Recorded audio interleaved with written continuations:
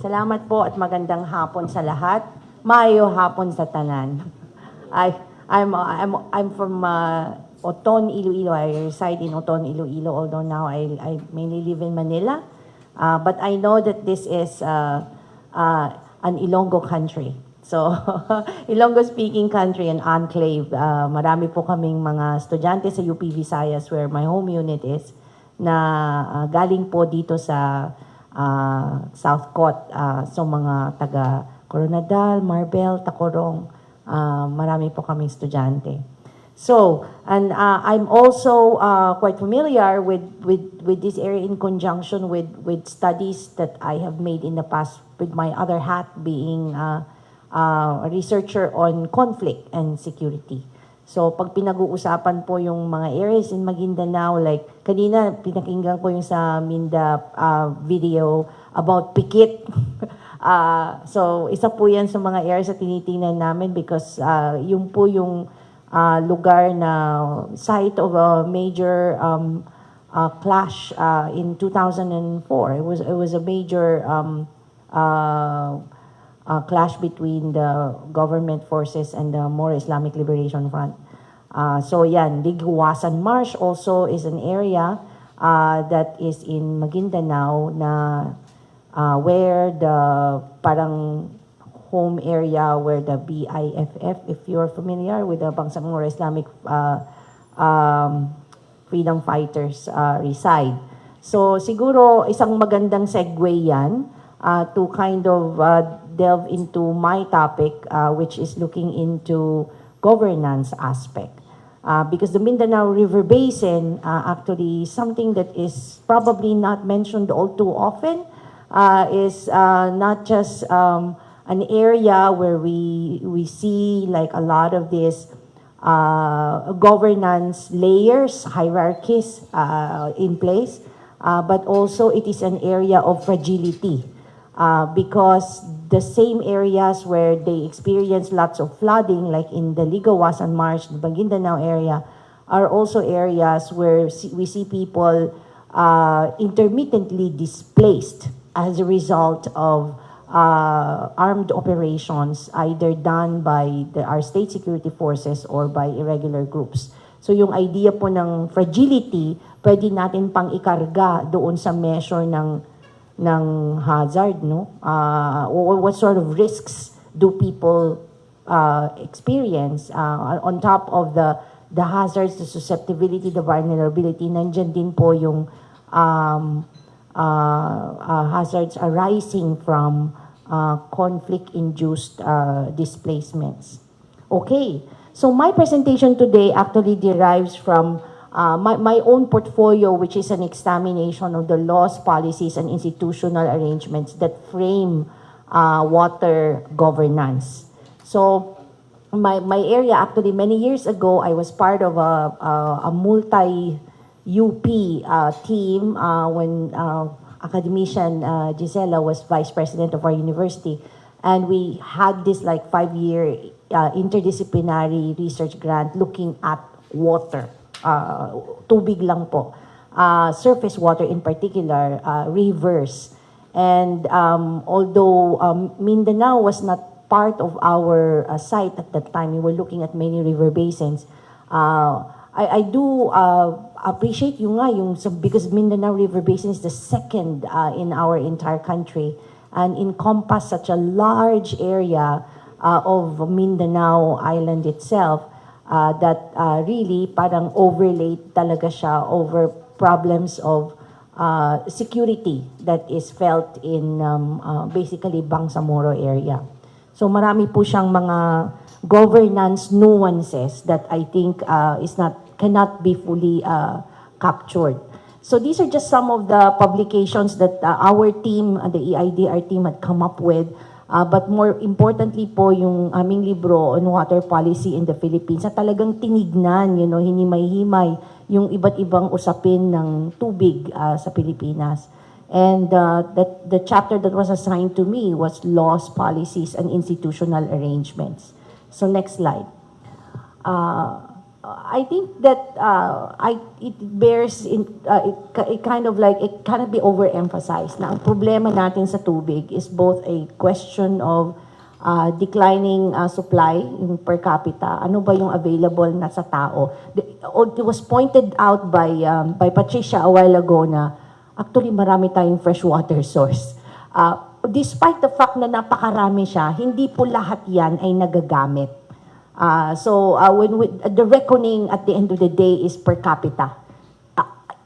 Ilang tubig, ilang litro ng tubig ba ang available para sa atin? At may measure po yan, dapat isang tao magkaroon ng, I think about 15 liters of water every day, panligo, parang hygiene ba, pang-inom, pangkain, mga ganon. But we're not getting that much actually, because even though we have a lot of fresh water, it does not readily translate to delivered water na gagamitin talaga, either at the household level or industrial level. And a good chunk of that is because of merong ang unevenness, no? Sa mga urban areas, if you go to General Santos, mas malaking larger concentration, they need a lot of water. But in lesser populated areas, they need less. There's seasonal variations, climate change, and pollution, quality of the water. Hindi naman po lahat ng klase ng tubig ay pwedeng gamitin. There are some water that are fit to be drunk, fit to be used for hygienic purposes, but may mga malaking porsyento din ng ating tubig hindi pwede para sa ganitong mga uses. They can only be used, say, for aquaculture maybe, or for recreation and leisure. And then in the Philippines, unfortunately, our property rights regime for water is very weak. Hindi lahat ng tao nakakaintindi na ang tubig ay pag-aari ng Estado at yan ay kailangan hingan mo ng permit, applyan mo ng permit for you to be able to extract it and utilize it. You have to get a permit. For individual use, you don't need to, but anything municipal, yung halimbawa, yung kooperatiba or water district, kailangan pong kunan yan ng permit. But you'd be surprised to know, in the previous research we've done on domestic water, very few, particularly yung mga LGU run at mga community-based na mga domestic water provider, wala pong permit, they operate without permits. And then if you think about critical issues in water, it's not just supply, but I think quality talaga is very important. So, flood waters, hindi nga pwedeng languyan yan eh. Dahil, you can catch a good chunk of disease or even get, leptospirosis if you do so. And there is also that question of equity. So, yung mga tao po na nakatira sa mga urban areas na may kakayahang magbayad ng malinis na tubig na 24/7 available, mayayaman yan. And you can find them in gated communities na mayroon silang sariling water supply that are able to provide them those sort of things. Pero sa mga rural areas po, laban-laban hindi po yan posible. So may question din ng social equity with respect to water provisioning that we must address. So pag sa tubig po, ang pinag-uusapan dito ay access, number 1, quality water. Dapat magandang kalidad na tubig yan, and which is related to pollution. And the other one is equity. So kailangan po, dahil ang tubig po ay kailangan ng lahat. Hindi po pwede na yung rural person o poor na person ay kailangang magbayad ng marami o gumastos ng malaki para makakuha ng tubig compared to, say, a rich person. So that's that is a very important thing to think about. Next slide, please. So, okay, I have a 4-part presentation. So I begin with some ideas about river governance framed within yung ideas natin and what the law says about national integrated water management. Yung pong proviso ng ating batas that basically decentralizes management of water to local government units with elements of privatization. So ito po isang sektor na kung saan inihikayat and very open ng gobyerno towards private private sector participation, particularly in domestic water provisioning. Sa irrigation po, state lahat yan dahil NIA po lahat yan. Pero sa domestic water, yung pong water na lumalabas sa faucet ninyo at sa mga opisina nyo na ginagamit pang inom, panglinis, yan po primarily maraming imprint na ang private sector. And then I'm gonna look into the Mindanao River Basin, the institutions and governance mapping, and end with some key takeaways. Okay, next slide. Ayan. So, bakit po tayo nag-uusap tungkol sa institutions? What are institutions for? So, institutions are regularized patterns of how we do things. So, ito po'y formal, in a sense, na nakasaad sa batas, naka-articulate as policy, or in the case of local governments, in the form of ordinances. So, para po itong, kung sa arkitektura pa, para siya ito yung, yung pundasyon ng isang bahay. So, it is a way that kind of, I think I call it the rules of the game.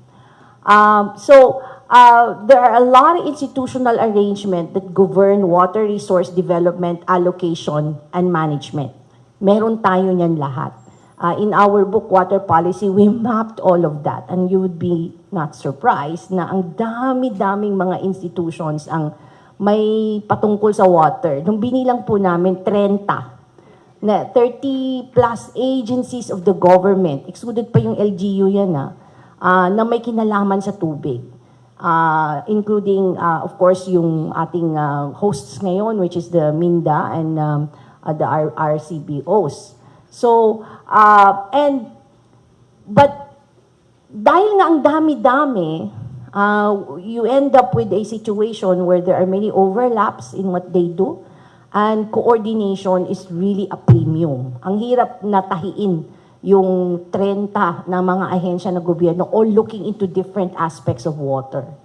So, often when trying to address a water-related problem, institutional factors is one of the trickiest, yung obstacle talaga yan, na hindi ka makamove forward kasi pinag-iisipan mo pa, paano ba ang ayos nito? Kaya nga hanggang ngayon, hindi pa rin mabuo-buo yung ating Water Apex Agency.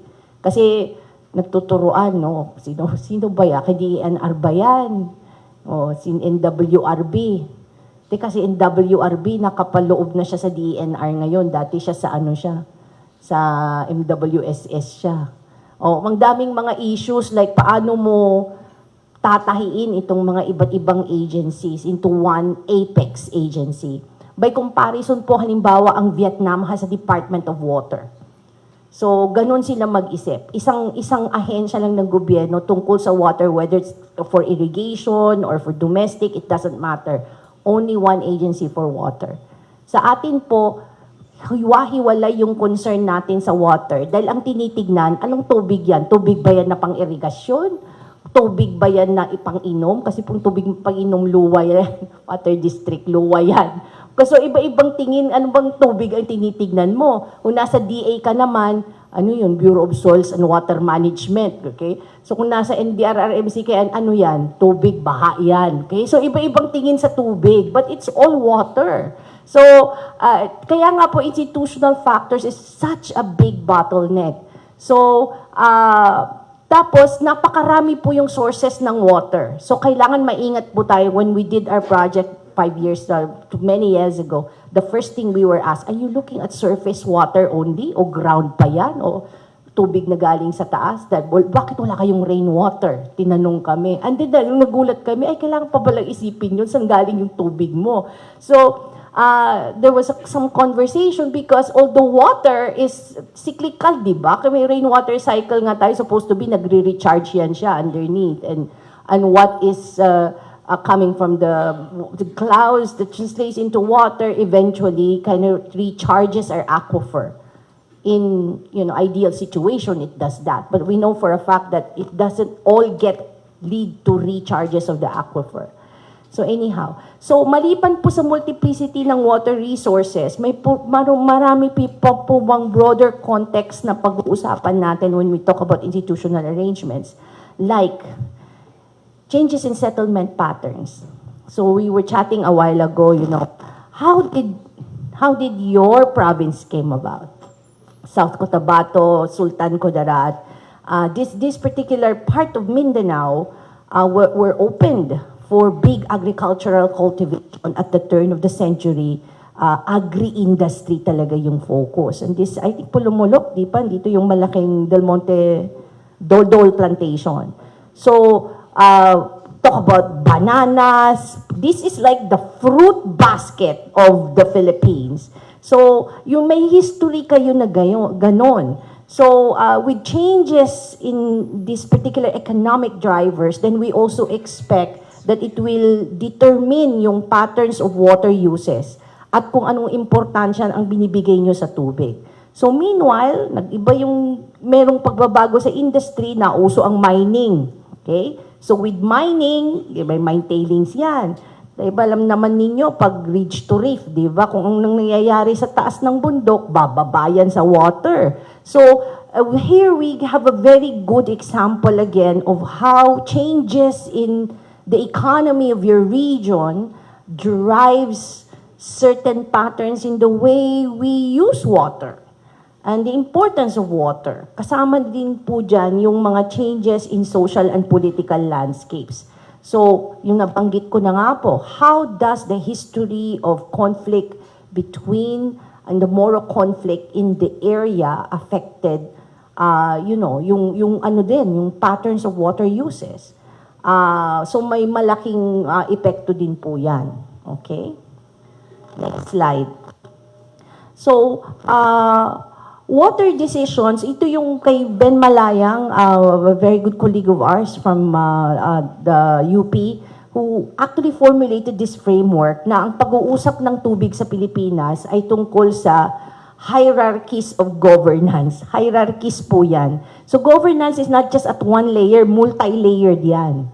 Kasi may national, okay, may local, meron din pong sektoral. Kasi isang sektor, halimbawa, kung domestic water lang ba yan, agriculture lang ba yan, sektor pong pag-iisip ng tubig yan. This is what we call sectoral governance versus hierarchic to mean layers of government and their private sector NGO civil society partners.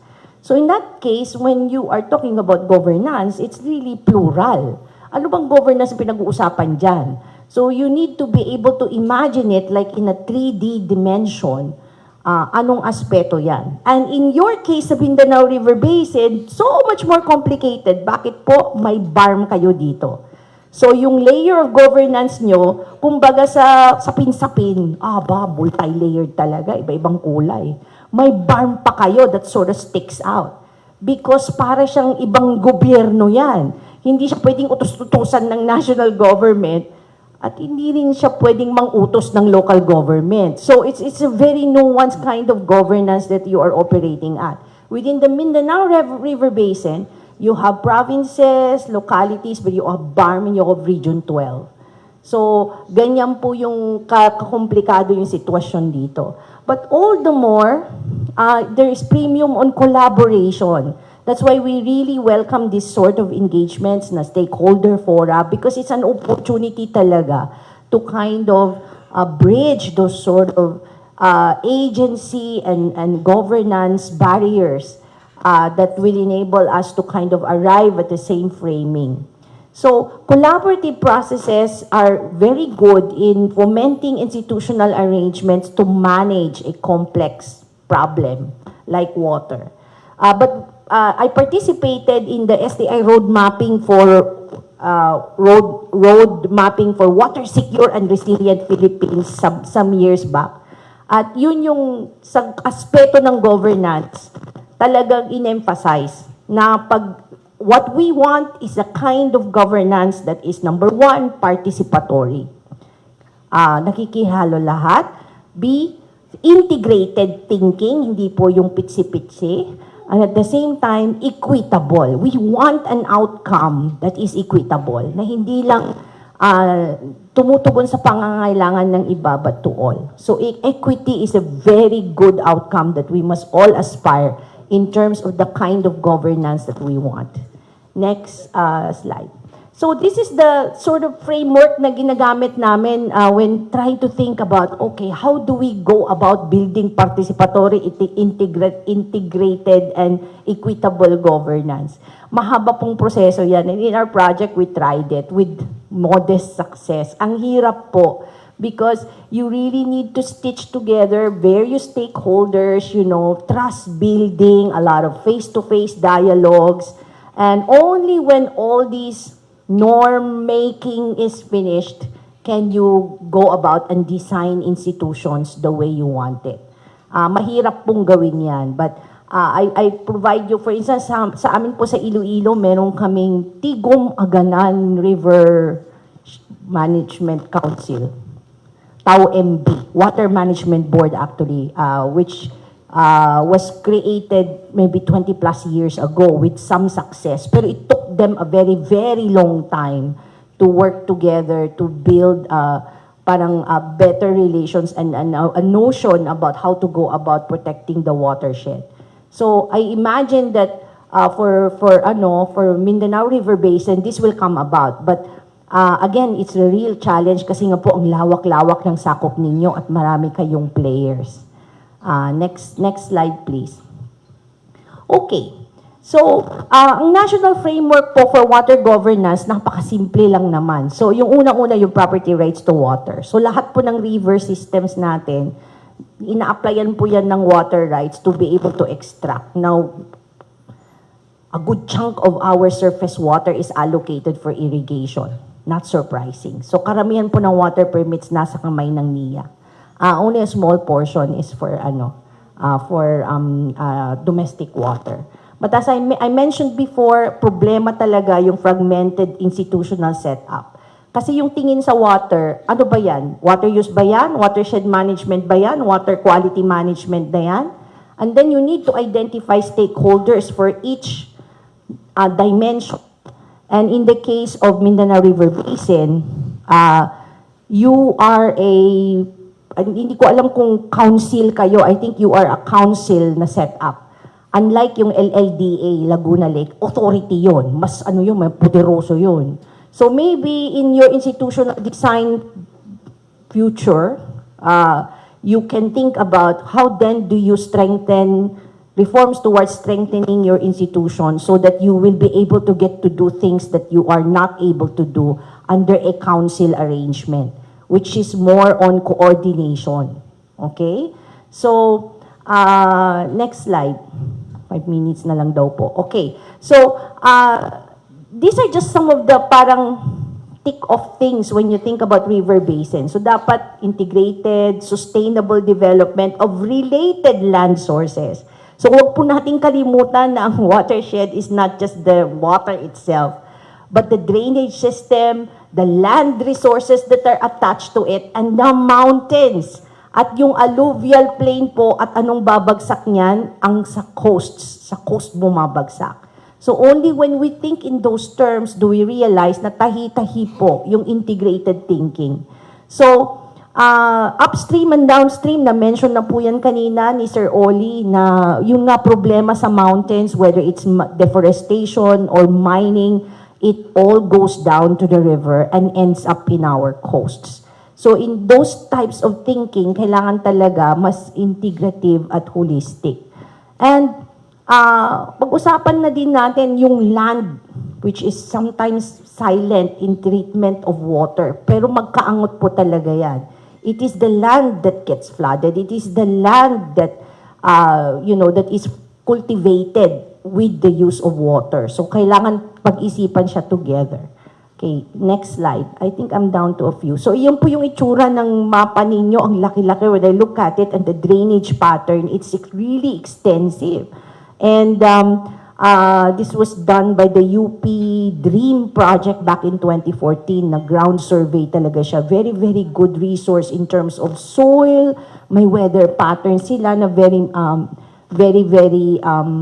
granular. So it might be worth looking at that particular resource just to kind of give you an element of scale of how big this basin is. Okay. Next. Okay.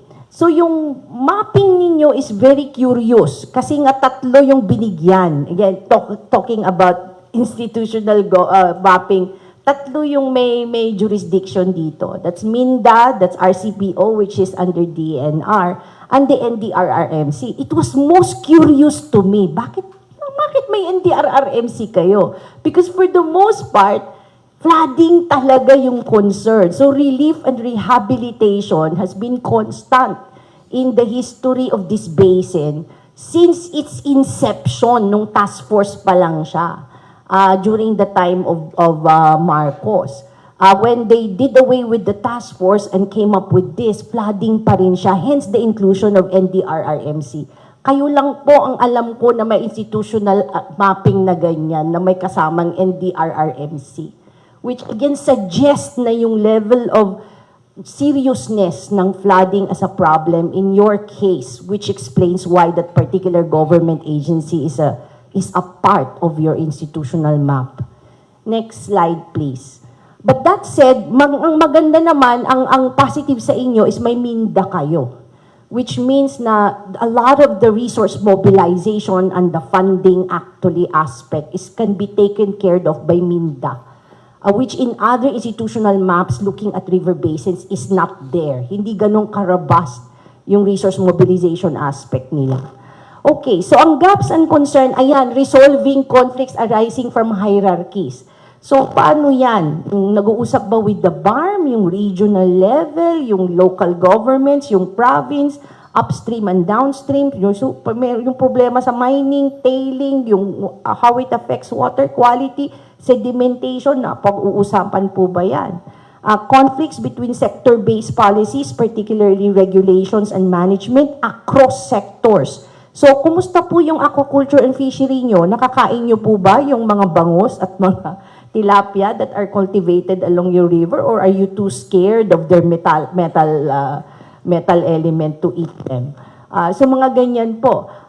Security overlay. How does the presence of conflict, intermittent conflict in the areas, either instigated by irregular forces or because of army military operations, affect water access or relief and rehabilitation initiatives? Nakakapasok po ba yan sa mga magugulong lugar, halimbawa sa Liguasan Marsh?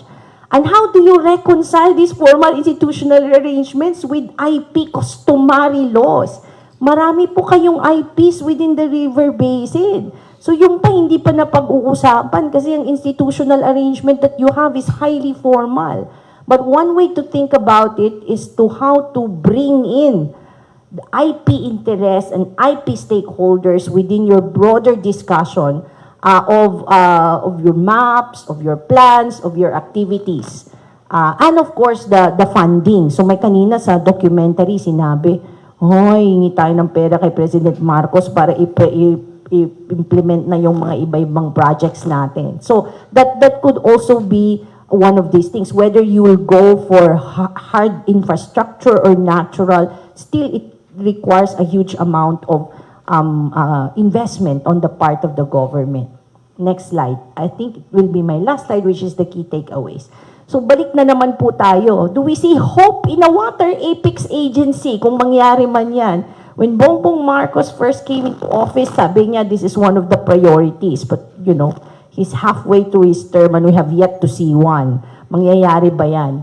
Okay? And then let us think that governance is plural. Governances, parang mga plural talaga yan. Iba-iba siya.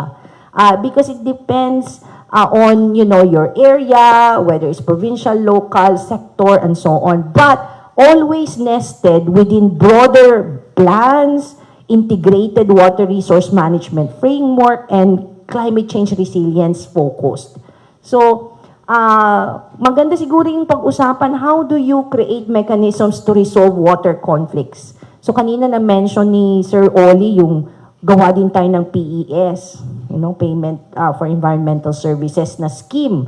Meron din po yan kasi before ng Laguna Lake Authority, they tried that as well with some success. So, pwedeng pag-isipan din, no, how can we do that in order to motivate our stakeholders, particularly industry players, no, to be more cognizant of how they utilize water.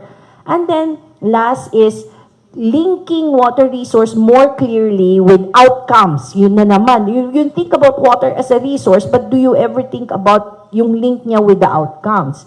Does the fact that you have more water means you create better outcomes? Equitable ba yan?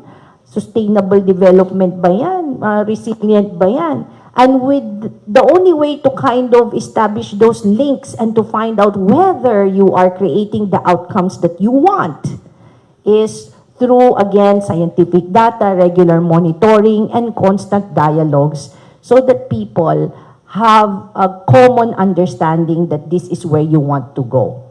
So I commend the BINDA and RCBO for putting this together because I think it is one fora that's important and holding dialogue such as this is important in order to arrive at a consensus that what do we want to achieve in terms of outcome. I had the impression ng gusto niyo lang i-resolve ang flooding issue. Sana wala ng flood. Yun lang po bang gusto niyo?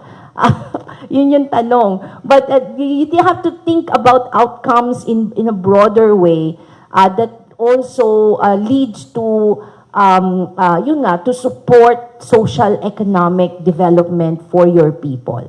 So kung walang flood, does that mean greater agriculture productivity? Does that mean more people are able to access clean and water? Pag-isipan po natin yun. Thank you very much.